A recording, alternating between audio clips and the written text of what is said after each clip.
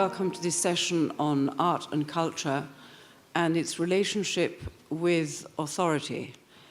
Today is Friday. Today, Raif Badawi in Saudi Arabia received the second installment of the 1,000 floggings that he is getting to punish him for his blog in which he dared to suggest that a less rigorous form of Islam might be applied. What is interesting is that the cartoon which then circulated on the social media derived its style from the cartoons that had been drawn in memory of Charlie Hebdo. In other words, it had a large crayon in the center, and then it had 6 arms coming out of the sides, flogging the crayon. And this was posted by Ahmed Mata, who is one of the most famous Saudi artists, who is implicitly, if not explicitly, very critical of many things that are happening in Saudi Arabia. Now, this is extremely interesting to observe, not least because one wonders why one man gets arrested, sentenced to 10 years in jail, fined 1,000 riyals and 1,000 strokes of a cane, and another man can actually continue to live peacefully.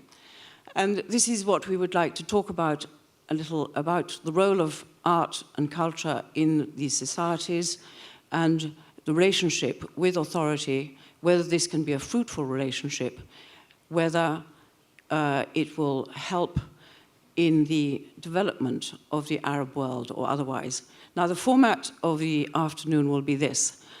We shall go in order of the people sitting here. I shall introduce each one of them, and each will talk for 10 minutes, and then we'll pass on to the second, the third, the fourth. And at the end, I will ask each one of them in the same order a number of questions, and I hope after that there will be a very animated discussion between everybody on the podium. And I would like to begin with Sheikha Mai bint Mohammed Al-Khalifa, who goes in and out of government in Bahrain. And at the moment, and she's been Minister of Culture, last year, Bahrain was Asian capital of tourism and the year of the arts. And she is running her foundation, which is called the Sheikh Ibrahim Center, which sounds as though it's actually tries to stimulate new ideas and possibly even surprise people.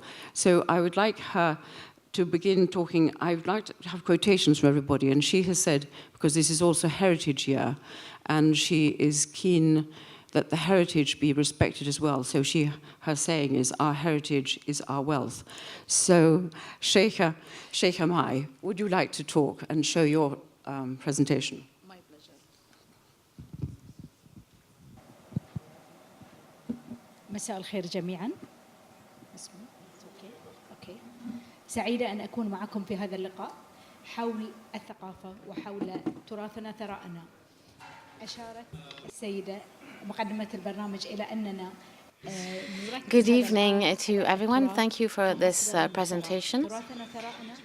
And as the lady who introduced me told me, we want to focus on heritage, which is important to everyone. I'm going to try to stick to my 10 minutes. And I will try to tell you about the role of civil society of my organization, which was set up 13 years ago. We celebrated the creation of this association in a very isolated region in Bahrain. Our organization is a research center which set up an infrastructure for culture and the arts. We have tried to find inspiration in our heritage, in our traditions. We always say that our heritage is our wealth, which is why we are going around Bahrain to try to find inspiration from our heritage. We're also trying to give our knowledge and know-how to those who have this heritage. The issue of identity is very important. Each country has its own identity. I travel a lot, and every time I travel, I try to find the specificities of a country, because the identity of a country is a source of wealth for a country. I also try to find inspiration from what is going on in other countries to develop the identity of my own country, to try and promote it. With globalization, we see some kind of similarity between different places, between Marrakesh, Manama in Bahrain, and New York City. You have glass skyscrapers. And this is a threat to our identities. But fortunately, we still have our heritage, we still have culture, which is a wall to protect these aspects of globalization. Culture is a foundation on which we can create a genuine, democratic Arab society. True Arab society, which has nothing to do with what we see in extremist movements who are trying to show a very negative vision of our society, which are trying to destroy everything rather than build. We are trying to build a society that is building and not that is destroying. And I will stop here. And I'd like to thank you for your attention. I think I spoke for about 10 minutes, so can I go on? Okay.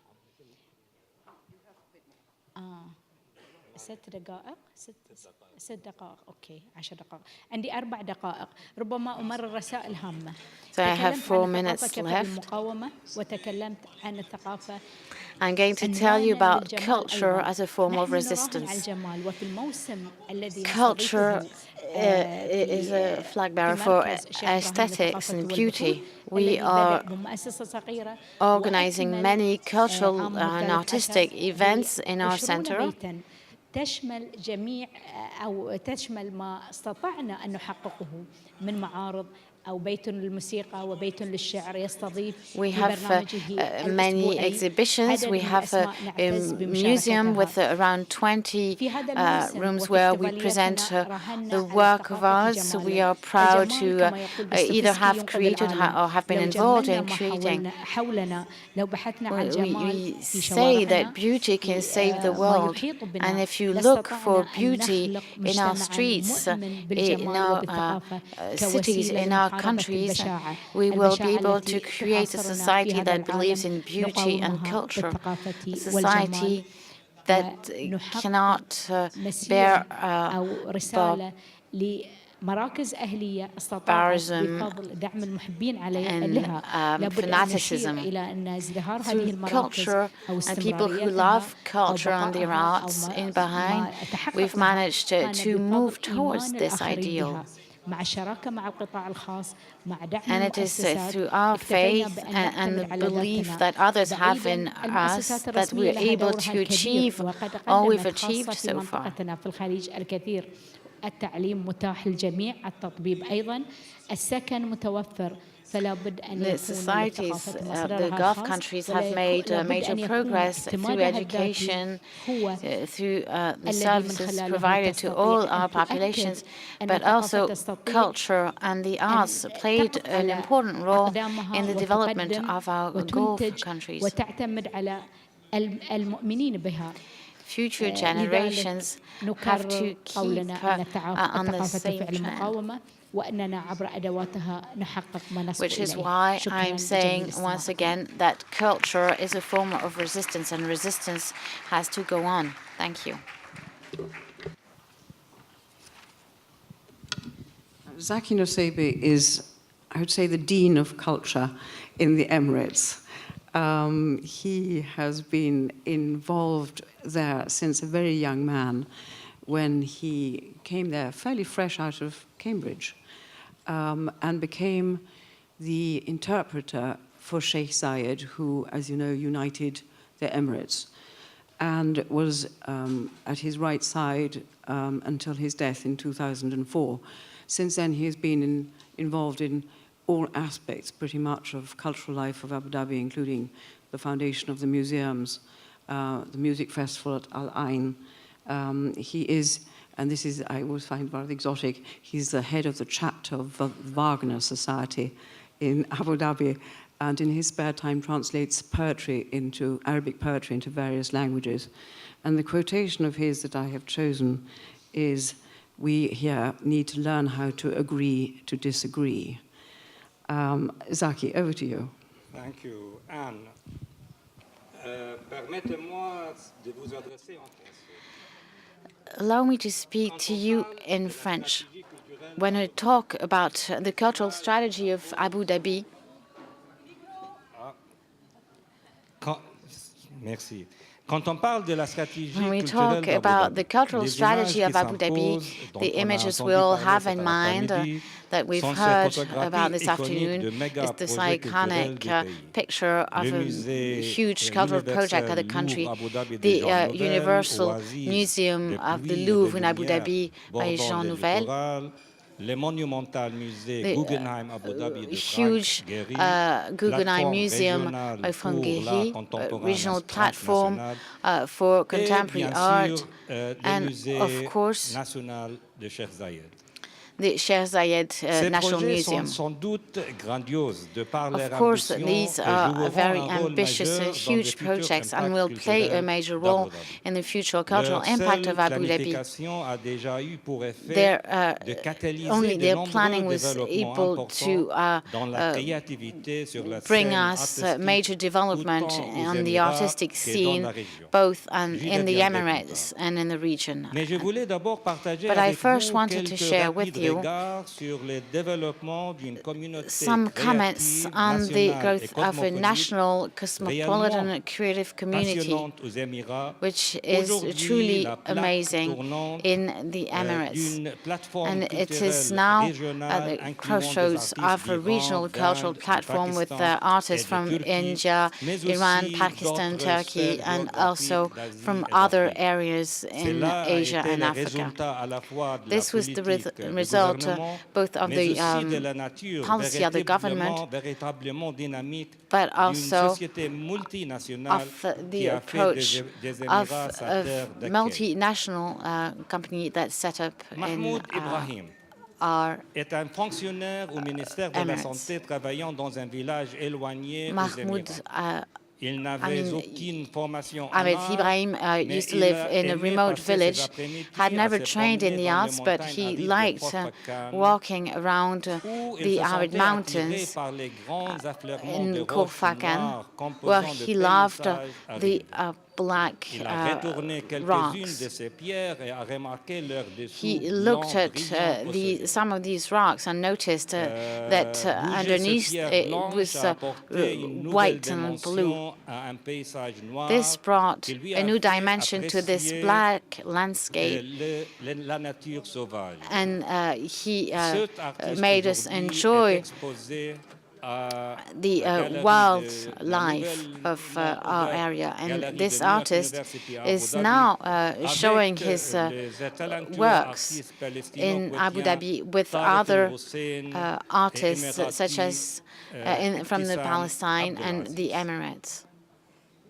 J'ai appris à connaître et apprécier I un have grand nombre learned d'artistes to talentueux enjoy de notre a great many communauté, artists in our de community. diverses nationalités They représentant come le from mélange different national countries ethniquement and riche they de show ceux us qui this travaillent et ethnically vivent dans rich notre pays. regional L'artiste mix. avant-gardiste émirati Hassan Sharif Hassan Sharif, an a Emirates étudié en artist, Allemagne dans les studied années in Germany 80 in the et avait 1980s, commencé à l'époque ce and qui at a the time semblé had avoir pour started lui un parcours contemporain isolé. working in Aujourd'hui, contemporary il est art, and he seemed to be exposé à quite New York et à isolated. Paris. And he's now Mohamed showing his Kazem, works son in New York City protégé, and in Paris. retranscrit parmi Mohamed d'autres Kazem, projets, one Les of sons his sur le papier, protégés, a été exposé récemment was à Venise. recently showing his works in L'artiste Venice.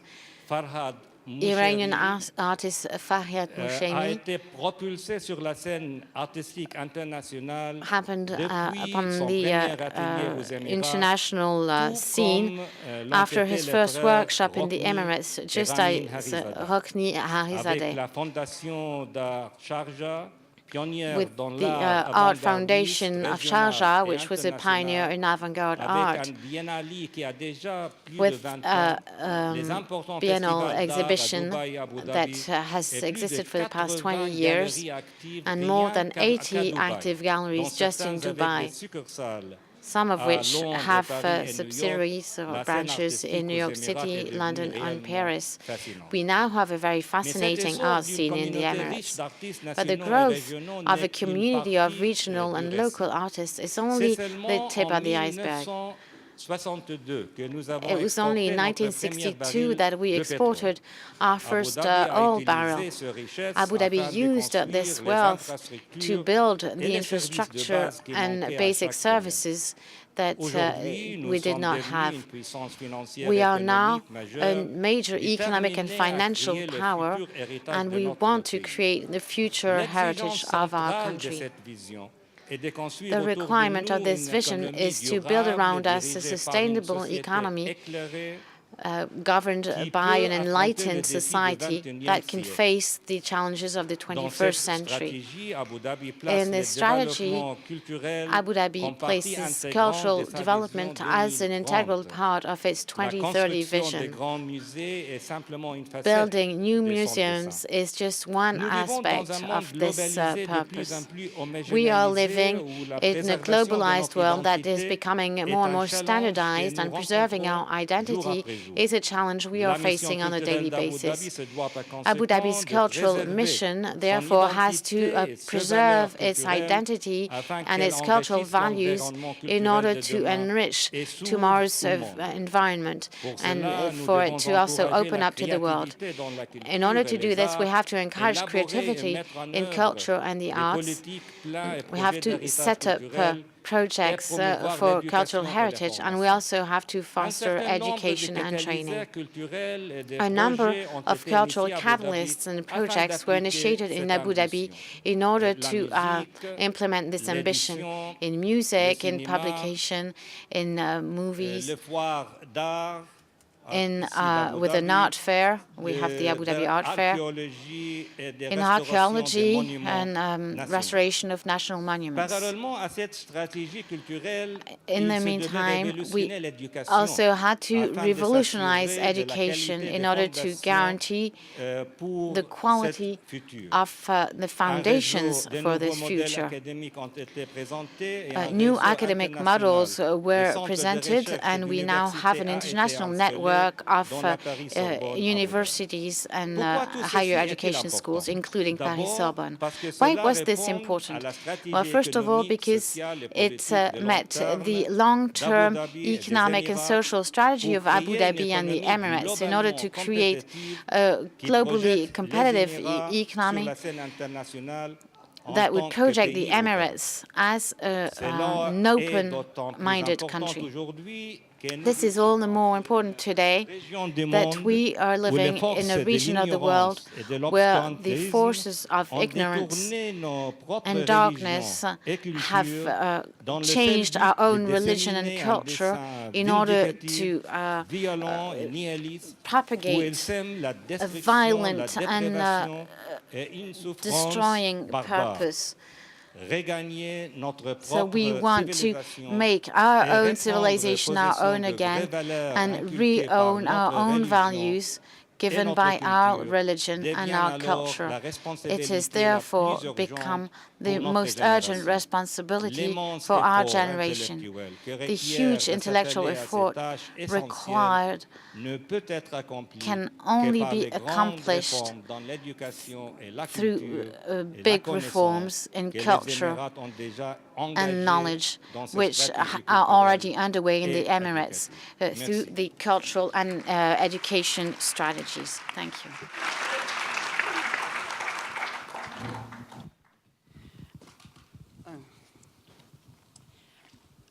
Now I'd like to introduce Amar Abubakr, who is from Egypt. And if you've been to Cairo, you will have seen some of his very large murals, which he paints as part of a team deliberately in order to involve, I mean, they need the team, but in order to involve as many people as possible.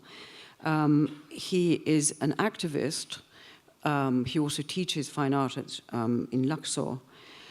And the quotation of his that I chose is this: "The revolution is about exposing the thieves and criminals and the killers. It is about bringing people closer together, not in the form of a party, because parties can be easily infiltrated. The revolution is about creating something new." Amar Abar, would you like to speak? أشكر الجميع طبعا على إتاحة الفرصة لي أن أنا أتكلم قدام. Thank you very much. Thank you for giving me the floor. Thank you for inviting me on this panel. What I have to say is very simple and can be summed up by what is happening in Egypt. The political situation in Egypt, but also the cultural situation and the behavior of citizens in Egypt can sum up what I want to say. For 40 years, Egypt was in utter chaos. This chaos was an intentional one. There was a real division amongst the population. We wanted the people to forget their heritage, their identity, their past. I studied for 5 years and I got my degree, and I was asked to teach at the university. And I saw that there was a real gap between the reality of the people and their past. Most of the citizens, if you go to Egypt, you will see it with your own eyes. There is a true link between the Egyptians and their archaeology. But there is a sort of neglect of the archaeology by the population. The state tried to launch some initiatives, but there was no true impact. These initiatives were actually very, very far from the concerns of the people. Most of these projects, most of these initiatives just tried to restore some monuments, some murals, but this had no link whatsoever with our history or with our heritage. I mean, of course, these kinds of initiatives can have an impact on artists, on painters, and I myself, as an artist, I did not want to just be an artist. I didn't want to just teach at the Faculty of Arts. I wanted to do more, because what I was doing, teaching art, didn't really have a very precise vision. In 2003, we went to a small village in Luxor, and I had studied art in the city of Luxor, and that is why I went to this small village. And we were actually in an open sky museum. We were surrounded by temples and archaeological monuments. This village is located at the west of the Nile, Al-Mahusa, 40 kilometers from Luxor. And we actually rented out a house made of clay, and we started to build some relationships and to interact with the local population. We tried to find some forgotten jobs. As you know, some jobs are forgotten completely. They can sometimes just disappear because, unfortunately, some jobs do not generate enough income because of new technologies. Now, ever since the 2011 revolution, some things have not changed in Egypt. As I said, it was utter chaos. And this chaos had been going on for 40 years. when the Egyptian population took to the streets, this demonstration was completely disorganized, just as it was for 40 years. It was exactly what was happening during these past 40 years in the country, and that was happening now in the streets.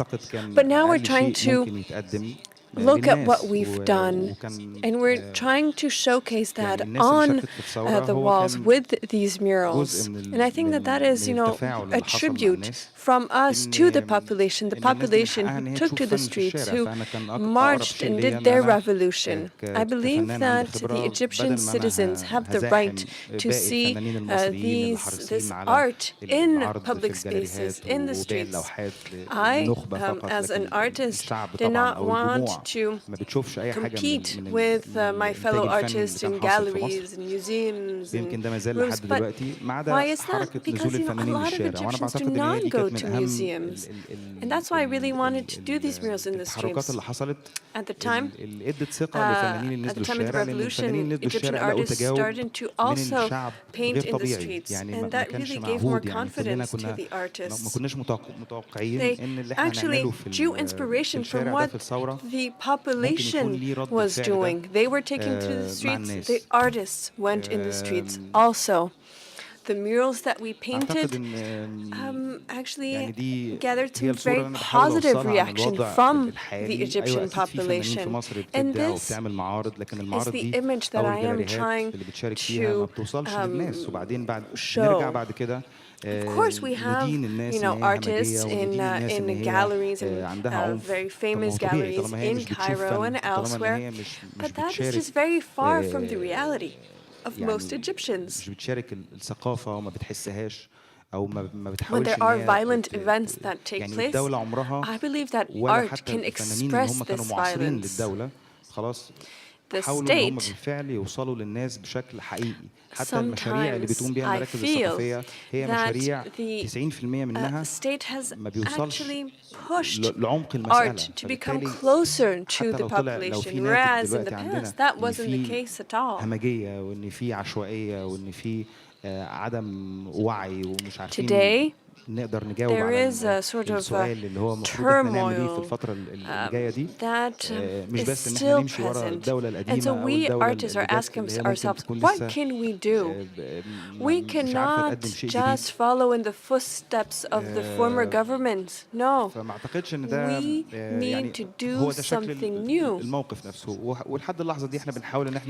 I think that is the current situation in Egypt. And that is what I wanted to show you today. We have a true will to really work with the local population. We want to establish links, visual links between the local population and the artists. We also want to give a voice to traditional art. Thank you very much.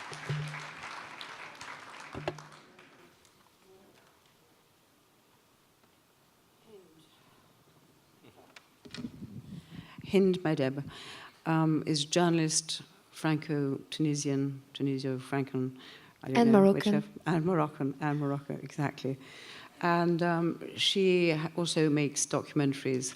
She made one about the suicide bombers in Morocco called From Gaza to Paradise. And she's just made one called Electroshabi, as it happens also about Egypt, which has had a great success in Britain and elsewhere. And she believes very much, like the previous speaker, in the power of the people and the expressions that arise spontaneously out of them rather than in official patronage of art. Her quotation that I have chosen from her is, with their words, this is referring to the rap of the Electroshabi, with their words they have made the walls of fear fall down. Hind. Thank you. I would like to say a few words about my personal experience in the field as a director of documentary film. I started in 2007 to work on the relationship between music and politics. I realized that there was a very strong link in the Arab world between those two. As a matter of fact, in Lebanon, each political party has its own music band, musicians, and singers. And actually, I shot a documentary for Arte in 2007, and then I continued this research work in the field. What was of interest to me was to really see what was behind all this, what was behind the images that we see in the news on TV every day.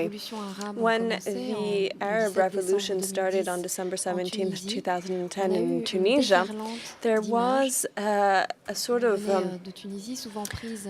landslide of images coming from the mobile phones of those who were present in the street. And I was looking, on my Facebook feed, and I saw this rap song that was sung by a young 23-year-old whose name was El General, and it was called Rais El Bled, Mr. President, and it was for Ben Ali, and it was asking Mr. Ben Ali to go down in the street and to look at the situation of his country. And what was really surprising was that he was looking at the camera, you can see his face, and actually that video was online 1 month before the revolution in November 2010, so during the festivities that surrounded Ben Ali's rise to power. And so this was really a sort of announcement of what was going to happen a month later. This, of course, I can say with hindsight, but I was really struck by these images. And this is what really pushed me to then go to Tunisia after January 14th and to go see this rap scene in Tunisia. I mean, my father's Tunisian, but I grew up in France. I was born in France, and so I didn't really know about all of the underground movements that were happening in Tunisia. I almost wasn't going to Tunisia at that time. It was a very, very closed-off society. I didn't really know anyone. And when I got to Tunisia on January 17, 2011, a few days after the departure of the dictator, well, it was for me a true revelation. I mean, I saw all of these young people who for years had been fighting for democracy in their country, and they didn't just kind of appear all of a sudden. No, they had been there for a long time, like the blogger Elia Zamami, who started blogging when he was 17, who was really trying to make things change in his country. And amongst those who were really trying to strive for change, well, you had these rap singers, and these were musicians who started to be increasingly important after the Tunisian Revolution. Why is that? Well, actually, they were hiding, they were releasing their songs, but without showing their faces, without any video clips. And they felt like, thanks to this revolution, they could finally show what they were doing. Okay, they didn't have any labels, fine, but they started to shoot their own video clips, and they started to show their songs on the internet. And I think that despite themselves, after, a few months after the revolution, they became the spokespeople for this young generation that had really participated in this revolution and who did not recognize itself in the political parties that were actually harnessing from this revolution in Tunisia. So basically, these rappers became political figures without even wanting to become political figures. And as a matter of fact, for a long time, these rappers were independent, were not part of political parties. For example, Phoenix or Klabi Bichi, Weldel 15, and also Medemin Halzawi. I mean, there are a lot others that I could give you, Katibu, for example. And so what they did was just describe the reality of their everyday life without any taboo, and they were asking for the new regime for accountability. So you had this new regime who was taking power, and they wanted this new regime to be accountable, because for them the revolution didn't stop with Ben Ali's departure. No, the revolution is still underway, and they, as young people, really felt that their daily life didn't change much. There is still social injustice. Used to have a lot of young students, or rather students, young graduates who are jobless. Then you have, the first cities, for example, Sidi Bouzid and around that were the first, towns that underwent the revolution, but nothing has changed. So they really wanted to condemn this. And so they were also, talking against Ennahda when it was elected in 2011. A few months after the election, they asked for Ennahda to be accountable, and they they were saying, stop talking about religion, stop mixing up politics and religion. We are Muslims, but we do not need you to be good Muslims. What we need are concrete results in the field when it comes to social justice, when it comes to the sharing of wealth, when it comes to, putting an end to cronyism. We want to be able to live together. And so their message became increasingly heard, not only in the Arab world, but also in the Western world. And you had, between 7 and 14 million hits on YouTube. And so this new government started actually being afraid, what we called the temporary government between 2011 and 2013. And so these rappers started being targeted by the police and by the Ennahda party. They started, going to trial, going to prison. And, we thought that after the revolution, there would be this sort of complete freedom, that these young people were going to be able to express their opinion. But not, only a year after the revolution, they realized that that wasn't the case. And also that they were very much exposed. It was actually dangerous for them, more dangerous than during the dictatorship. During the dictatorship, the rules were very clear. I mean, either the song that you released was released in a clandestine manner, nobody really saw your face, it was done in a very underground way. Whereas after the revolution, these artists were showing their faces, everybody knew who they were, where they lived, what was their weak point. And one of their weak points is that they smoke pot. And there is a law in Tunisia that is called the B52 law that condemns all of the users of cannabis. So which means that a lot of the people in jail are not criminals, but are, put in jail because they used to smoke cannabis. And so this law has actually been reactivated between June 2012 and December 2013 with a whole series of arrests of rappers that then spent almost a year in prison. The last one is Kafou, who became a sort of national hero in Tunisia with his song Khomeini, 15 million hits on YouTube.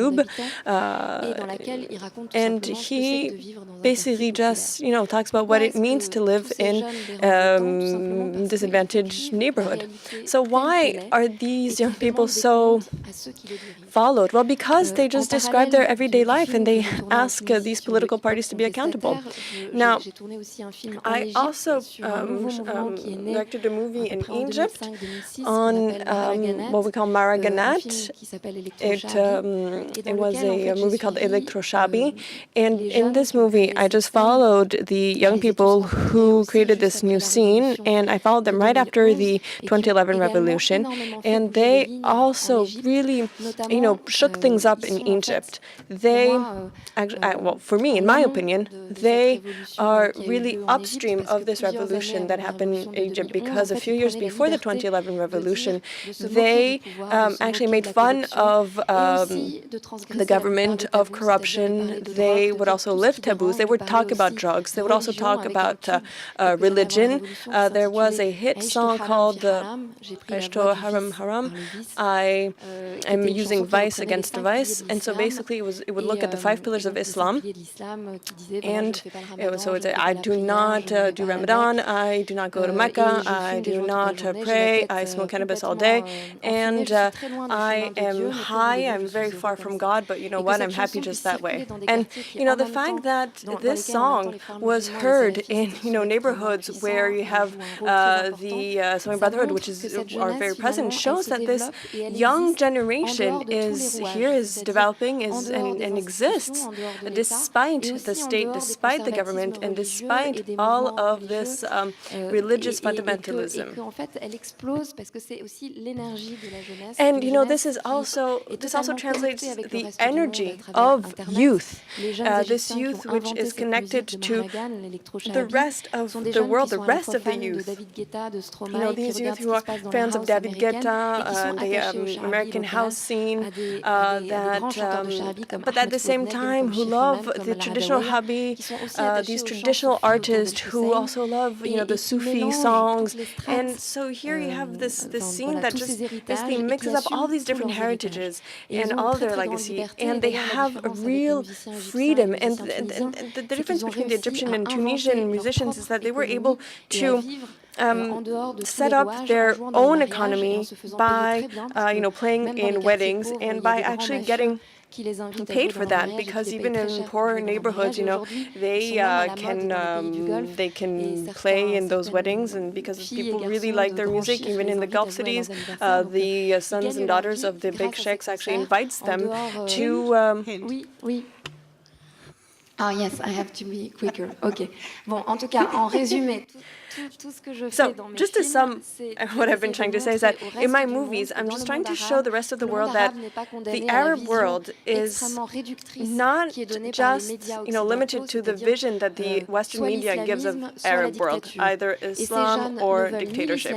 This young generation doesn't want dictatorship, doesn't want Islam, and these young people are, I mean, thanks to their energy, they're going to win. They represent 60% of the population of the Arab world. So they are uncontrollable, they're young, they're full of energy, they're not scared. And today in Egypt, when you see that there's a return to military dictatorship, you can see that these young people are still free, where it be maybe in their minds or in their neighborhoods. They're still, you know, putting out these songs. And I would like to pay tribute to MC Sadat and his whole crew. They've just released a song called "We Are Egyptians," and you know, and they say, you know, the Egypt is not you. Egypt is, you know, the potato seller. He's the haggler. He's the one, the sweeper. Egypt is not the military. It's us, and we made this revolution. So it's basically how to gain back ownership of Egypt. Thank you. Anna, I'm sorry, just if we can take the 3 minutes that Mai didn't take to show an extract of the film that I'm just finishing to edit about the Tunisian hip-hoppers, just to have like a concrete... Okay. It's just 3 minutes.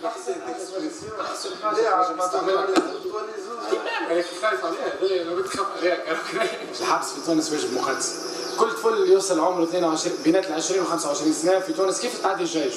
لازم تمشي تعدي حبس. اي ما عادش نعديو جيش ولا نعديو حبس في تونس يهزوك للحبس الغادي باش يكرهوك كفايه باش هذاك السيستم تاع الكبس يعني الردع نتاعها. انا مانيش قاعدين في بالهم حتى ريت تولي هي ما نعرفش انا تونس تولي بلاد مش نورمال راني انا مانيش قاعد حتى تولي مش لا لا صاحبي ولا لا مش قاعد معلش وين عرفتها انا ماشي عرفتها وين باش تمشي انا ماشي هذا عمرك والله 17 18 قداش عندك في الكومبوز؟ هكاك عطيلك والله ما نحسبش ضيعت الحساب فهمتني مانيش رانا نسخفوا في العباد معناها نحبوا حتى حد يسخف علينا راهو جاونا باهي نعيشوا نحاربوا فيهم وحبسهم نعديوها شنو هي الماكس نتاعهم حبسهم نعديوها شنو باهي انا ما حاجتنا بحتى حد باش يشفق علينا اما لازم كل واحد يعرف اللي راهو إذا كان باش نمشي أنا الحبس على كلمة راهو البياص اللي باش نرقد عليه أنا راهو من بعدي بالضبط شو نرقد عليه هو. لو فات اللي هو باش يقول كلمة فهمت؟ الفرش هذاك اللي في الحبس اللي باش نرقد عليه أنا باش نعدي 6 شهور عام أنا باش نروح وهو باش يمشي دونك لازم يتكلم على روحه. أوكي. أوريجينال من الكعب بي فري ستايل. اسي وان مايك كيما الناس اختوغ دباس مضروب بالغاز مازلك لا مازلت نوت فاز هذا الواقع خويا نعيشوا في بلاد بوليس سياسيين عفاطة عنا شبه رئيس وليتش العيشة معاكم قمار عملتوا العار بلاد صغار مشدودة بالسيف عباد موتة شهر نهار نكمي في سلعة تعكش في الشارع تتلكش بورتون كي تنحي السيد هبط للشارع تركش دليل البس السي وجيبها سوبرمان مفورس الرجلة والاخلاق تشوفها كان عند الموت تحبوا تشش خاطركم كبرتوا محرومين اللي تحقر قبل حاكمني اليوم بعامين على كلامي بلاد دخلت في حيط ما عاد فاهم والو بنات النهضة تفلح في سوريا بلغة تحليل عري صدرك احلال فيك 100 دغرة بلاد العشايب هاني نعيش معاكم في السكرة البوليسية فراشات وين نقوش بدنيا ملونة تونس بخير مادام رجال الكل مناونة السيراني يكلك هاني في الكب نفلك ما عادش يبدا دورك خطوة باز تتعلق وانت على كلامي اختارونا بالاسامي عندي منقول للقاضي ما نستحقش محامي ليكم مسلمين من بور وانت الكاروليكا بالسونسور نتنفس اوريجينال من الكعبة بس وان مايك ما توامسي wanted I say one mic freedom okay one mic with the cans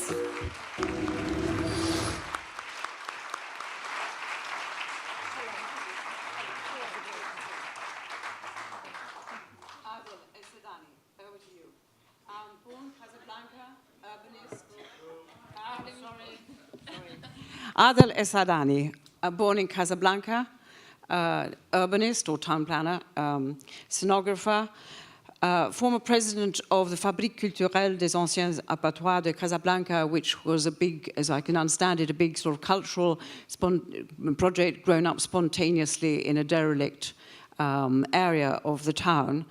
Now president of the arterial network, which links down into Africa, getting people to connect up the artists, the cultural centers, the creation of new cultural centers of conversation, also connection with government. And he's just ended an enormous study of 18 art forms and all their various kind of appurtenances for the Moroccan government so that they have, as it were, an inventory of their cultural existence to help them make their policy better in future. And this has been done together with UNESCO.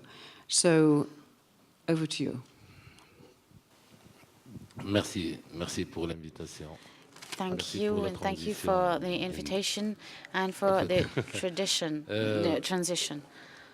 J'ai plusieurs casquettes, mais j'ai qu'une seule tête. I have several hats, but I only have one head. So what we're trying to do is to go into a practical step. France signed independence from Morocco's independence, but did not give us the operating manual.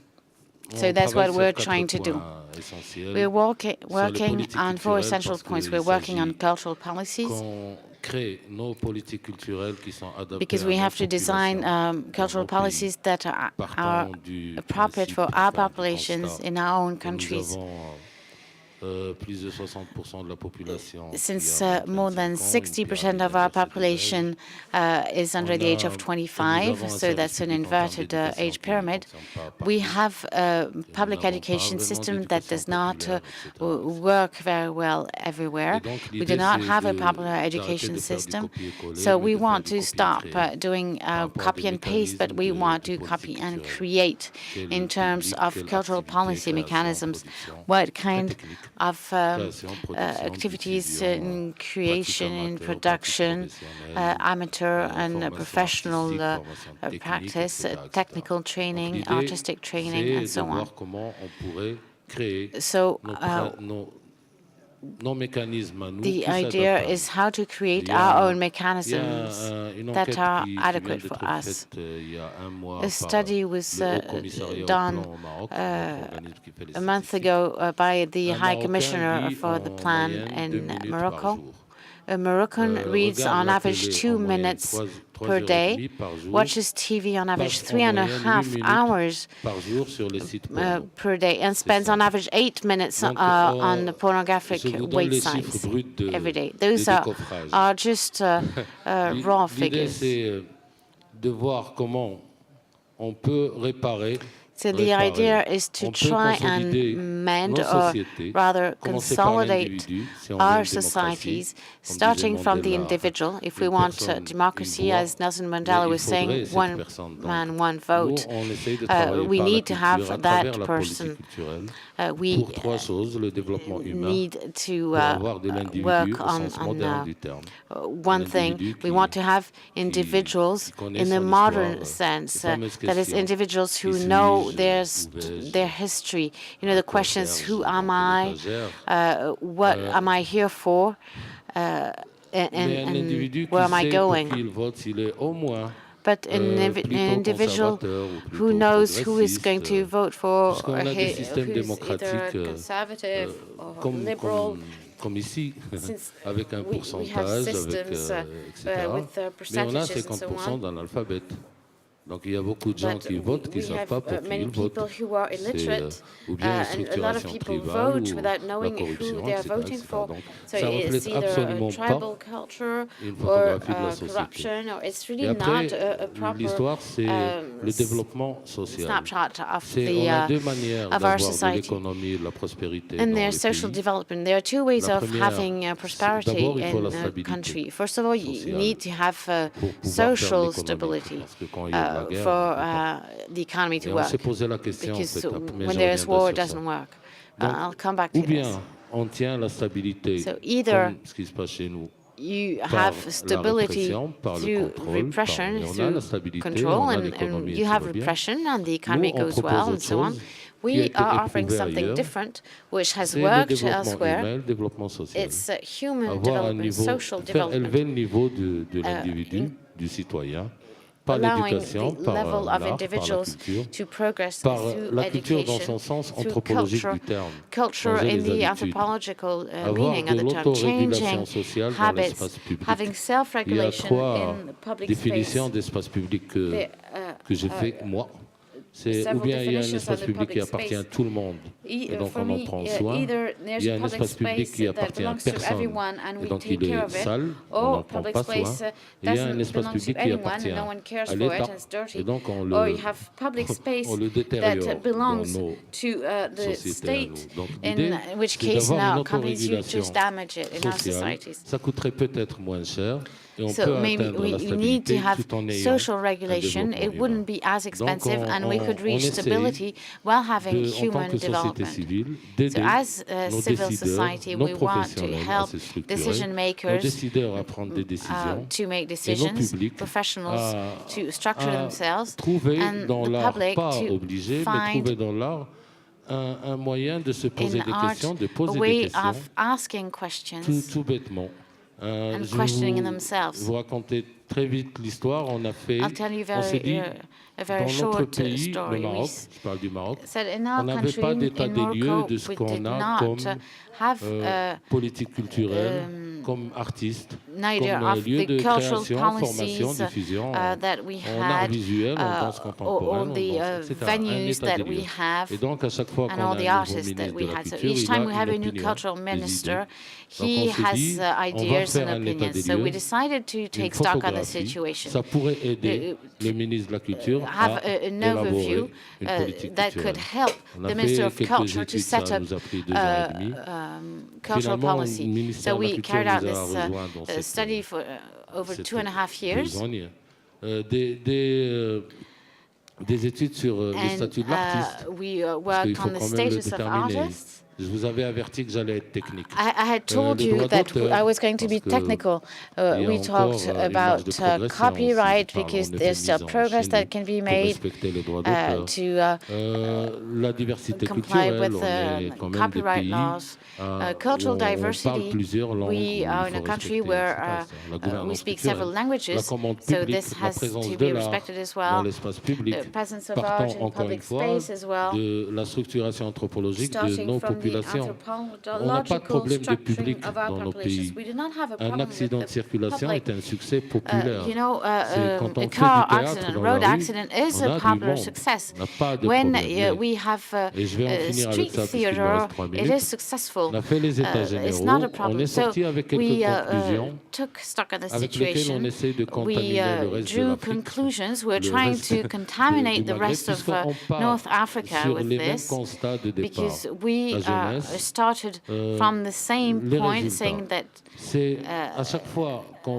looking at young people, each time we talk about culture, it's a complaint about the Minister of Culture.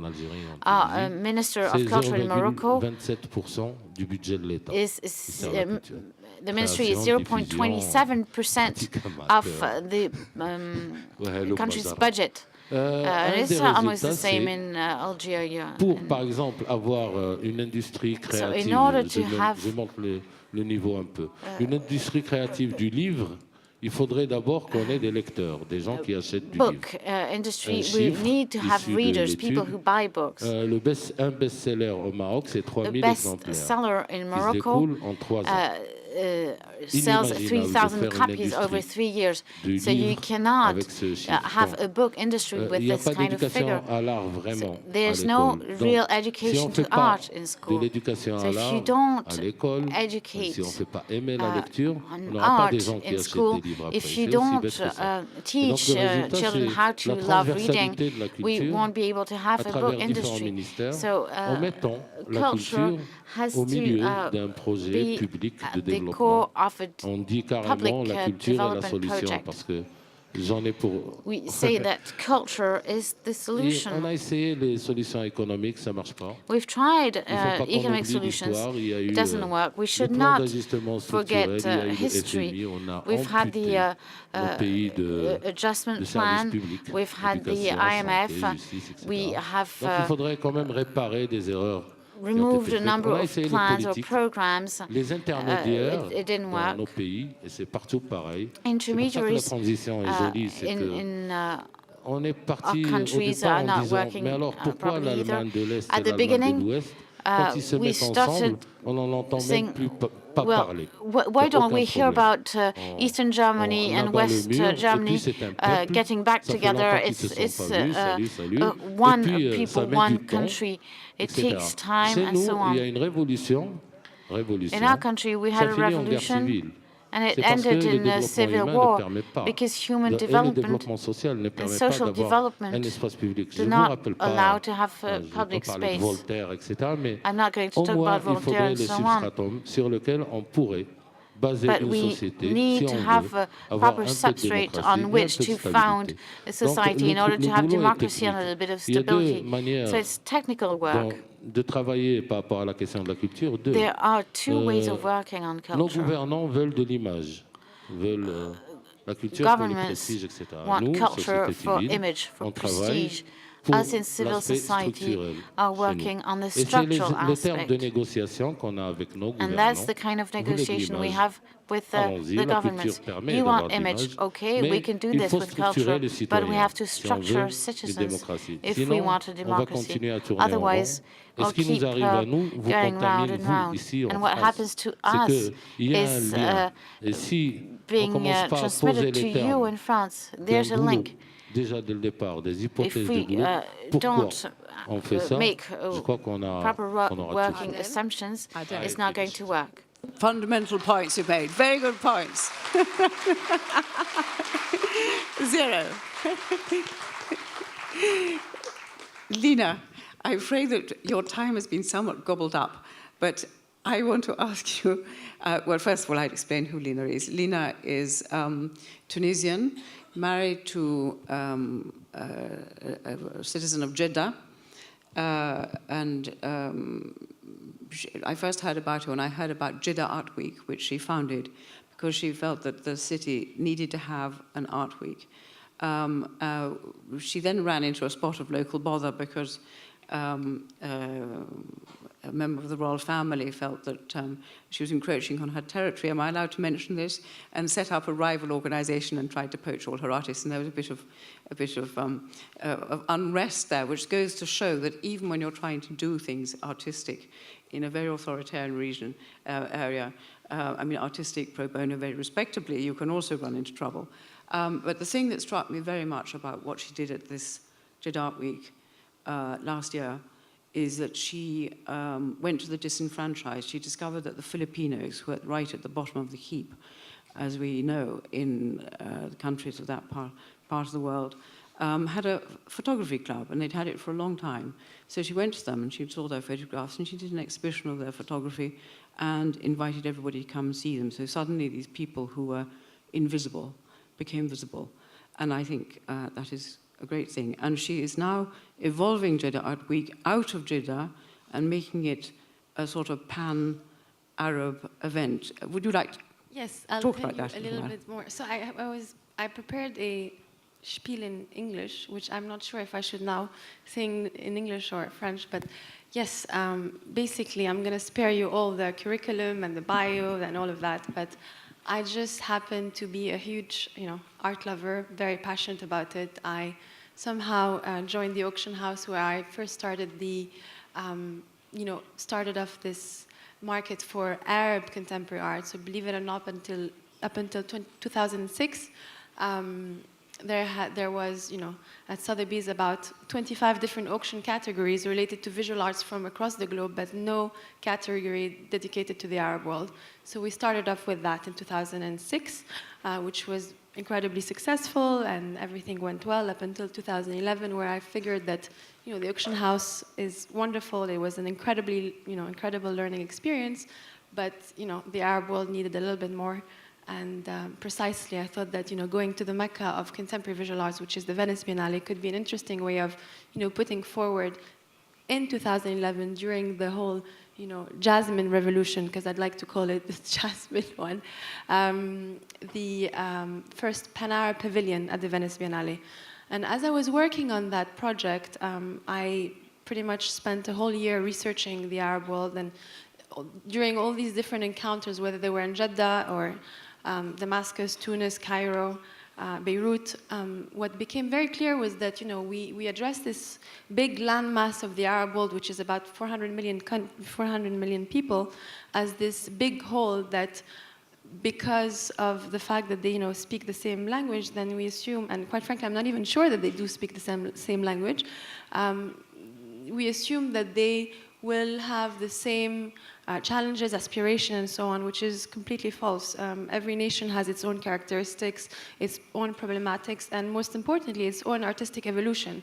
And the way, the artistic evolution of a city like Jeddah is very, very different and comes with very, very different set of characteristics than the one in Cairo, and the one in Tunis is at a very, the Tunisian artistic evolution is also at a very different maturity level than the one, say, in Beirut.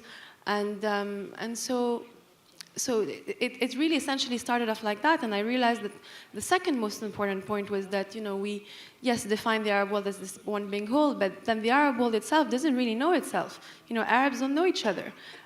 We negotiate, we tend to have, interesting debates and conversation in forums like this one, which is absolutely wonderful, and we're very thankful to be here in Paris to, get this opportunity, but truly, I'm from Tunisia and a Tunisian, and I think that the last time I saw Adel was in Tunis during this, JAO forum we had in Tunis, but up until then, really our only platform is maybe Paris, and if we get lucky, then it's in London that we get to meet and interact a little bit and share these experiences. So I figured that the way we could, fill in that gap, and the way we could create and try and build that shared knowledge and shared experience, and the way we should try and help each other develop this artistic evolution was by, creating a platform that would allow all the different creative forces to engage and to exchange with one another, and that's where, the platform, the initiative, the philosophy of JAO was created. And JAO means nothing else but fun. It means amusement in Arabic, in Tunisian slang specifically. And so the idea was to try and have a little bit of try to infiltrate and try to develop this civil society through art, the language of art and culture. And so we started the JAO initiatives initially in Jeddah, which were quite successful 2 years ago and last year again, so twice in Jeddah, twice in Tunis, and now we're working towards doing an edition of Jaw and Asir and hopefully Ramallah next. So it's really a little bit of a cultural caravan that goes around the Arab world and trying to spread these different ideas and different energies across borders. Thank you. Now, I think that this will only make sense if I give a little bit of some anecdotes as to how this whole thing. Et peut-être que je le fais en français, mais l'exposition à laquelle Anne a tout à l'heure faisait référence était l'exposition Philippines. Et donc le sujet aujourd'hui de la conversation, c'est vraiment comment est-ce qu'on arrive à casser un peu ces tabous et déstabiliser un peu le statu quo dans certains pays. Et pour moi, l'expérience de le faire donc en Arabie, c'était assez fantastique parce que quelque part, d'une manière très diplomate, parce que nous, on s'est concerté vraiment avec toutes les autorités, les different stakeholders qui étaient en Arabie Saoudite. Donc, on a vraiment collaboré avec le ministère de la Culture, on a collaboré avec les entreprises, on a collaboré avec les artistes, mais vraiment, les personnalités les plus importantes, c'était vraiment la communauté. Et donc, c'est vraiment ça l'idée principale de JAO, c'est par la communauté, pour la communauté. Il n'y a pas du tout d'organisation, l'équipe est changeante, elle se forme et se déforme en fonction de l'endroit où l'initiative a lieu. Et donc là, en l'occurrence, en étant à Jeddah, je me suis rendu compte que 30% de la population était évidemment étrangère, avec à peu près 2 millions de house workers, donc d'expatriés philippins qui travaillent dans les maisons, qui sont complètement infiltrés dans la fibre sociale saoudienne, parce que ce sont les nounous, ce sont les chauffeurs, ce sont les cuisiniers, enfin, c'est vraiment des gens qui partagent l'intimité de la population saoudienne, mais pour une raison ou pour une autre, ils étaient complètement invisibles. Donc moi, je ne savais pas du tout où ce personnel allait le week-end, qu'est-ce qu'ils font, où est-ce qu'ils rêvent, où est-ce qu'ils se retrouvent, comment est-ce qu'ils vivent, comment est-ce qu'ils célèbrent Noël, est-ce qu'ils célèbrent Noël, est-ce que toutes ces choses-là. Et donc j'ai été à la rencontre d'une photographe, enfin d'une masseuse à la base qui m'a dit tu sais, moi le dimanche je prends des photos sous-marines, c'est ce que je fais durant mon day off. Et je dis tiens, et comment est-ce que tu fais ça, où est-ce que tu les développes les photos? Et tout d'un coup elle me dit mais tu sais pas, nous il y a un petit groupe, mais je devrais pas t'en parler, c'est like a little bit of a secret society qui se réunit, etc. Et on est là et on produit toutes les semaines et on s'accorde pour produire un certain nombre de travaux liés à la ville de Jeddah. Et donc je lui ai dit, est-ce que ça vous intéresserait de présenter ces travaux? Mais dans ce cadre-ci, j'aimerais que, si possible, de voir dans quelle mesure vous pourriez nous faire rêver votre Jeddah à vous, parce que finalement, c'est autant votre ville que la mienne. Bon, je suis tunisienne, donc étrangère aussi, mais vraiment la même que celle des Saoudiens, quoi. Et donc, ce qui était fantastique, c'est qu'on a monté cette exposition avec à peu près 40 photographes philippins. On a appelé l'exposition Kaka Bang Jeddah, donc une Jeddah différente, une Jeddah nouvelle, une Jeddah sous un angle un peu, une problématique un peu différente. Et donc, on a monté cette exposition, et tout d'un coup, on s'est retrouvés le soir de l'ouverture. Donc, Jao, c'était pas que cette exposition, bien évidemment. J'ai monté à peu près une douzaine d'expositions. Kaka Bang Jeddah, c'était une des 12. Et on a eu le soir de l'ouverture à peu près 5000 personnes, ce qui était considéré probablement comme l'événement le mieux attendu, l'événement public le mieux attendu de la nation, en tout cas pour un événement culturel. Et donc tout d'un coup, on se retrouve dans une exposition où vous avez tous ces Philippins qui exposent, vous avez la royauté qui est mélangée avec les industriels, qui est mélangée avec cette classe complètement ignorée, qui sont là sous le joug, sous cette ombrelle de l'art et la culture. Et tout d'un coup, tout se dénoue, les tabous sociaux sont dissous, et il y a vraiment une place énorme au dialogue qui était absolument incroyable. Et ce qui était pour moi vraiment... C'est gentil. Non, ce qui était vraiment... Vous êtes gentil. Vous êtes gentil. Non, mais pour moi, ce qui était vraiment fondamental dans cette expérience, c'est qu'au même moment, il y avait toute cette histoire de iqama, d'employés qui devaient quitter le pays parce que c'était vraiment difficile de renouveler leur contrat, etc., etc. Et c'est là où je pense qu'on peut noter l'importance de l'art, parce que finalement, sans avoir eu besoin de mettre des pancartes et de faire des manifestations pour dire « Ah non, renouveler leur passeport, leur permis, etc. » Il s'agissait de monter une petite exposition. Et là, tout d'un coup, on a eu le bonheur d'avoir le ministre de l'Emploi lui-même qui est venu inaugurer l'exposition. Donc tout d'un coup, ça a créé un autre espace de dialogue où ces Philippins ont pu parler au ministre lui-même pour parler des conditions dans lesquelles ils vivaient, etc. Et donc voilà, c'est ça la magie de l'art et la culture.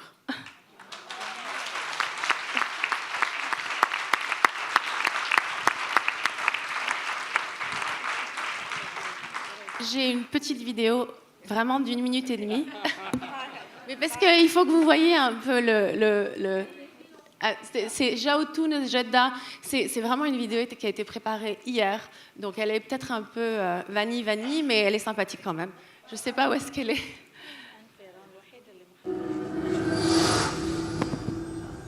Joe is a philosophy, not an organization. Its mission is to ignite sparks, in particular sparks of art and culture, in a playful and all-inclusive fashion.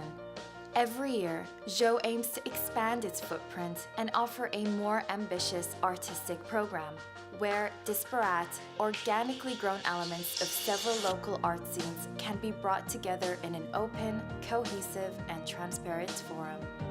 The creative intelligentsia in our part of the world has seldom been cultivated in any formal sense and is missing the organization, structure, titles, and formality that would typically frame it in Western countries. Our region is therefore much earlier in its formal evolution. And while the creative spirit is very much alive, it must be teased out in a lighter, less defined, and less imposing way. Joe aims to nurture grassroots movements whilst opening up its horizons to the global art family. We like to think of Joe as a C2C initiative by the community for the community. No pedestal, no pretense, just a time of year where MENA creative forces can unfold and inspire. Over time, as creative expression becomes easier, with more accessible and well-defined routes, there will likely be more specialized forums and stakeholders will be easier to reach. Until then, Joe will use the universally accepted language of art to engage in a creative dialogue, and you will all hopefully have a lot of fun along the way.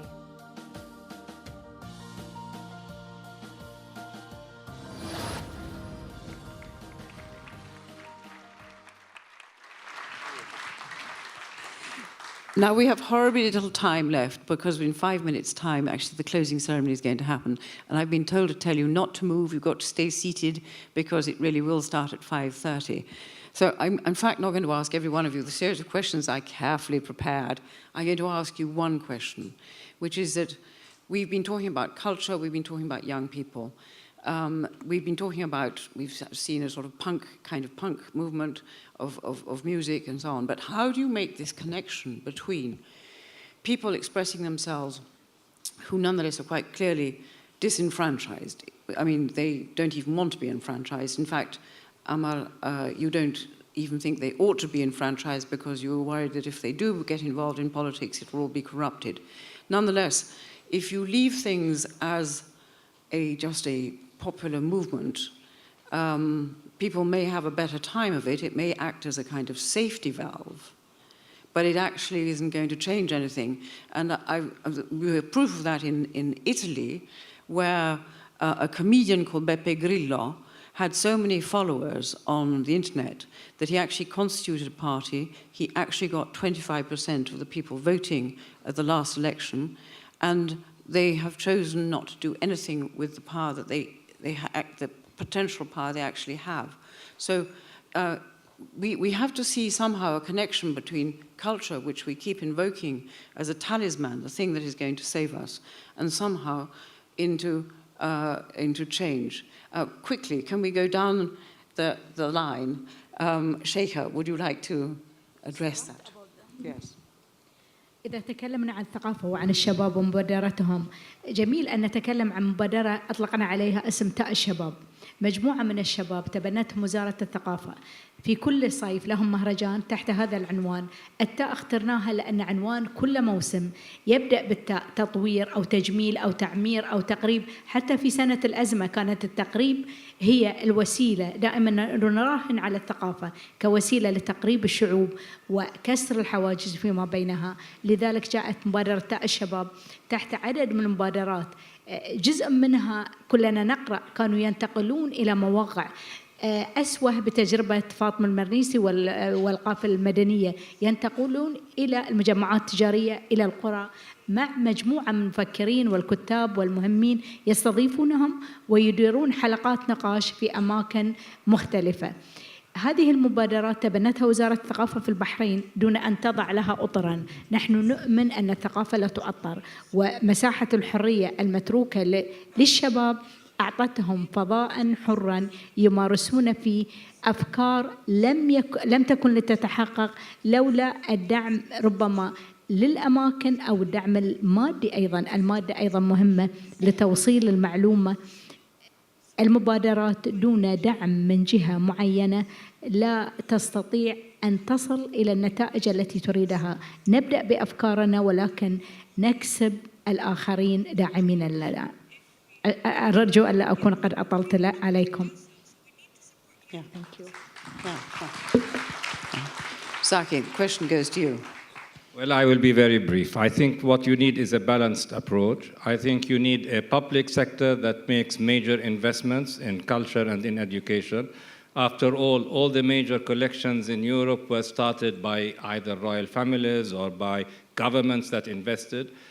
You need a major investment in the Arab world. Certainly we're doing it in the United Arab Emirates, in the infrastructure, the museums, the universities, the schools, education systems.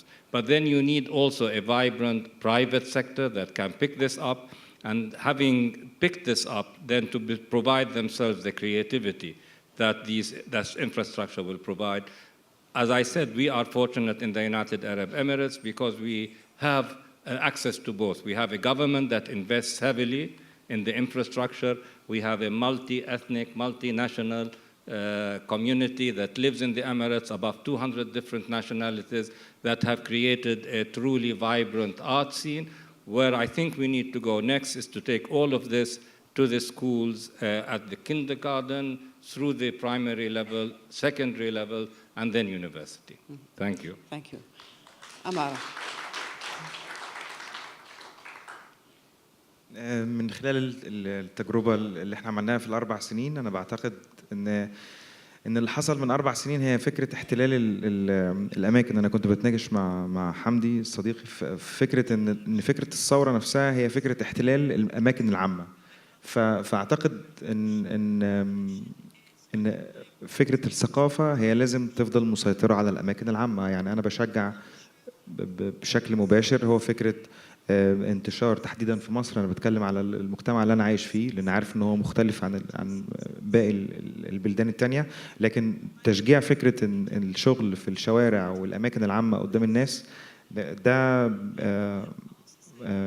بيوصل، يعني بيبقى ليه تجاوب كبير جدا. فانا يعني بعد كده ممكن تحصل التنظيمات او تحصل ان ده ازاي يتبلور والناس تشتغل عليه وبعدين يخش جوه المناهج او الناس تشتغل بيه. لكن فكره ان هو دلوقتي المجتمع مش هيروح في حته عشان يتلقى منها. احنا عندنا 550 مقر تابع لوزاره الثقافه. مستحيل هتلاقي مواطن مصري يعدي فبيعرف ان في حاجه بتحصل في وزاره الثقافه فهيخش يتفرج عليها. فده معناها ان في مشكله كبيره جدا، هو عنده عداء مع المبنى الحكومي. فالحل الاساسي ان انا انزل الشارع، يعني ان انا انزل الشارع. عندنا احتفالات صوفيه بتحصل مثلا في مصر، الاحتفالات الصوفيه دي هي الوحيدة اللي عندها القدرة على احتلال أماكن ضخمة جدا حوالين الأماكن اللي بيتعمل فيها الاحتفالات، زي مولد السيدة زينب، زي مولد الحسين في القاهرة، موالد كتيرة جدا بتحصل في الصعيد. بيتم المجتمع نفسه هو اللي بيروح بيقوم مش باحتلال المكان، بالسيطرة على المكان واستخدامه، بيعمل فيه الحفلات بتاعته، بيعمل فيه إنتاجه الفني، بيلتقي فيه وبعدين بيسيب المكان وبيتحرك. ففكرة الرهان على الأماكن العامة بالنسبة لنا احنا في مصر هو ده الحل الوحيد، لأن احنا عددنا 80 مليون، فيعني هيروحوا فين؟ يعني احنا اللي لازم نقدم ده قدامهم. يعني تجربة الجرافيتي في مصر أثبتت إن الناس تجاوبت، يعني ما حصلش أبدا إن الناس راحت شوهت الشغل. الرسم مثلا على النقيض، لو المواطن المصري ماشي وعارف إن الدولة هي اللي عاملة له الجدار ده، اللي هي نفس الدولة اللي بتظلمه، هي نفسها اللي بتحاول تجمل له الشوارع، فهو هيكون عنده دافع عدائي جدا إن هو يشوه ده مش يحافظ عليه. شكرا.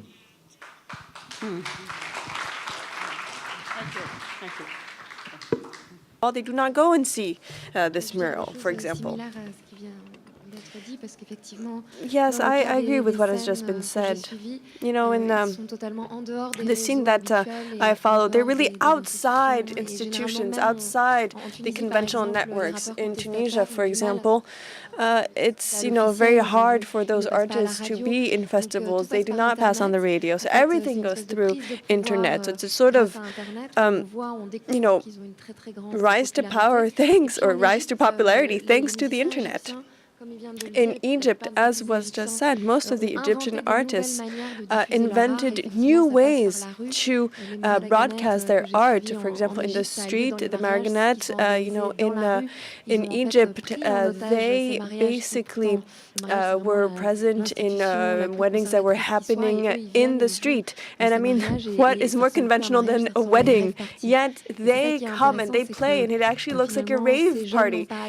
So these young artists didn't wait for the government to give them a role or a place. They actually took this place by force. And I think that that's what's important, to see that this is a spontaneous movement. If we don't want to give them the floor, it's okay, they take it anyway. And that's how we have revolutions, and these revolutions are just starting.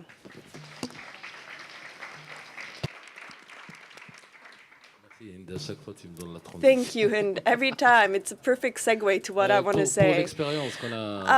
So about our experience, the experience that we are carrying out in Morocco, the transformation of the slaughterhouses into cultural centers. We don't call them cultural spaces, we call them public spaces with a view to culture. Or cultural activities. So the answer to your question, how can the young people take part in cultural activities? Well, that's what we call cultural policy. For example, when they are in school, well, then you have a sort of school outing to a theater, so that then when they're older, they go to the theater. We try to, you know, help them love literature, then they'll buy books. We help them discover Stravinsky and to help them read the different authors. And then they'll do that. I mean, it doesn't just happen like that. It's not like a miracle, no. But, you know, the young people don't actually wait for us. They go towards culture, even if we do not lead the way. But the problem is that if they do so, then we lose in quality. We need to open the faucet of culture, of curiosity. And this is only possible if there is a political will. Freedom of expression means that, you know, these young people need to stay kids as long as possible. They need to be free in their minds. But as soon as you become adults, especially in our social infrastructure, we lose freedom little by little. As you grow up, as you enter a society that is not egalitarian, you lose freedom. So we need a cultural policy to sort of strike a balance in order to enable the young people to stay creative, because we are the ones shutting the doors to the young people. They come, but we are shutting the door in their face.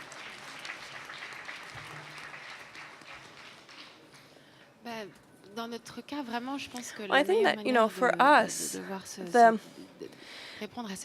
the best way to answer this question is to try and and understand that, this energy is present. The youth is here.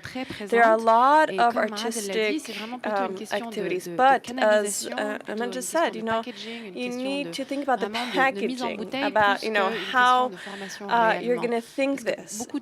Because a lot of things are lost in how you communicate on cultural activities.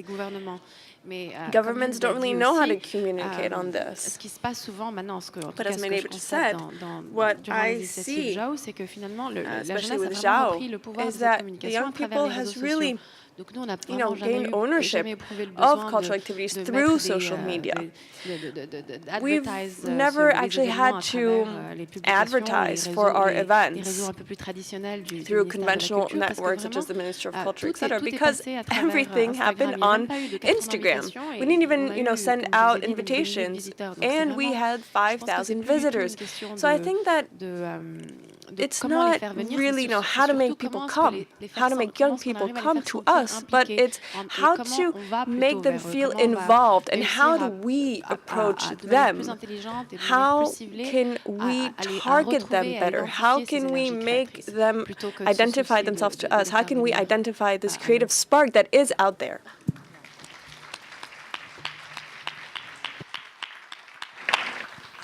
That's it. I've been told we're cut off. Thank you, speakers. You've been great. I wish we had another hour.